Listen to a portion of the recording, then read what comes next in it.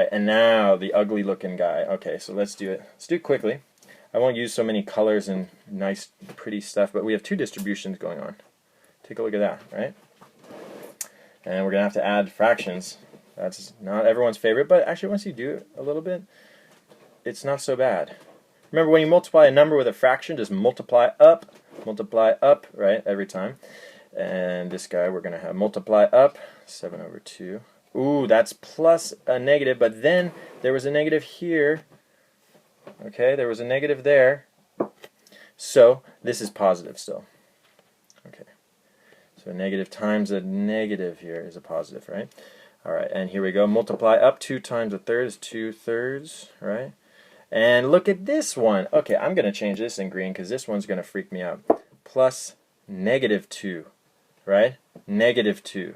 So I'm just going to add a plus for this plus here. I'm going to bring that same plus down, right?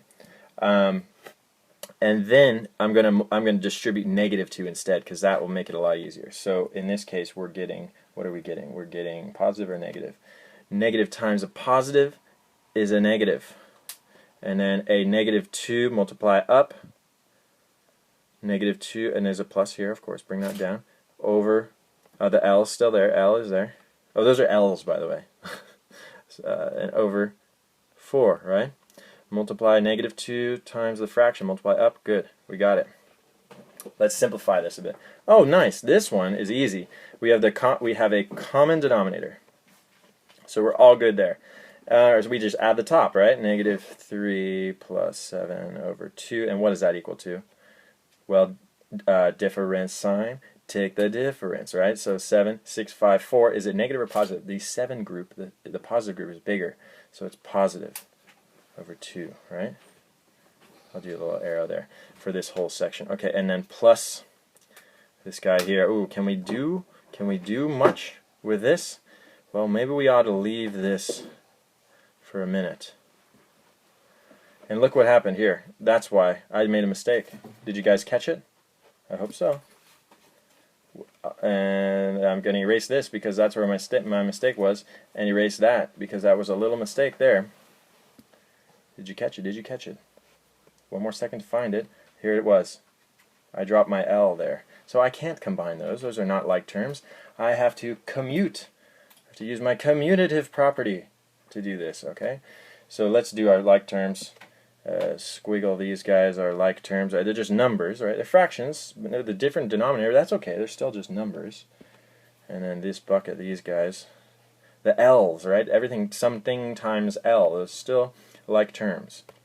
And so commute these. -3. Whoop, let me change the color. -3 halves plus -2/3. Okay. Plus 7L over 2 plus -2L over 4.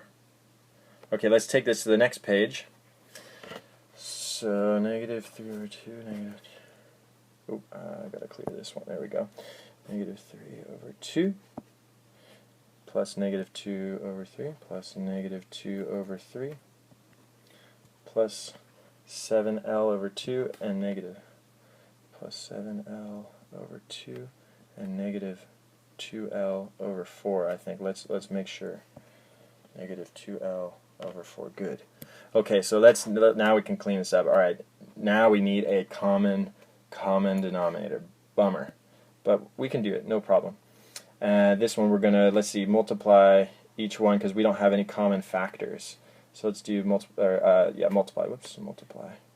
Boom, boom, boom. Multiply by 3 on the top and bottom. Multiply by 2 on the top and bottom. We get -9 over 2 times 3 is 6 plus -4 over 6. Good. There we go. We're solid there. And let's change to this guy. Like a squiggle or a bucket, whatever one. Alright, and we have there's an addition here.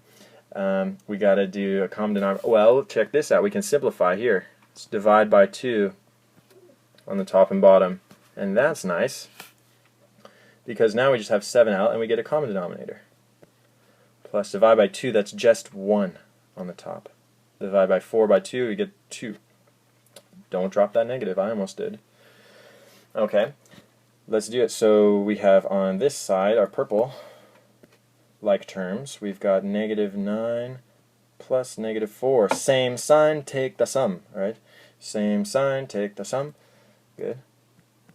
And then here we have 7L minus, how many L's is this? This is just 1, right? You can pretend there's a 1 there. This is over 2. All right, and it's plus a negative or subtract, your choice, right? Your choice. Okay. And so let's do this. 9, same sign, take the sum. We've got 13 over 6 over here, good. And how about this one? Difference sign, take the difference, right? So 7L and a negative 1, so difference is 6L, right? Over 2.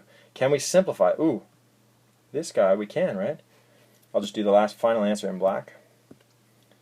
13 over 6 plus divide by 2, right? Divide by 2. Divide by 2.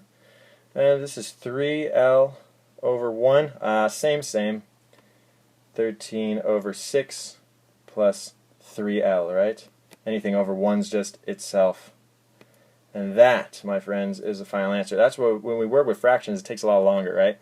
But same steps. Do your distribution. Let's just check back. Do your distributions. Check for like terms. The only extra step we have to do is finding common denominators, right? Commutative property moves stuff around so your like terms can be grouped together, and then that's it. Good job, guys.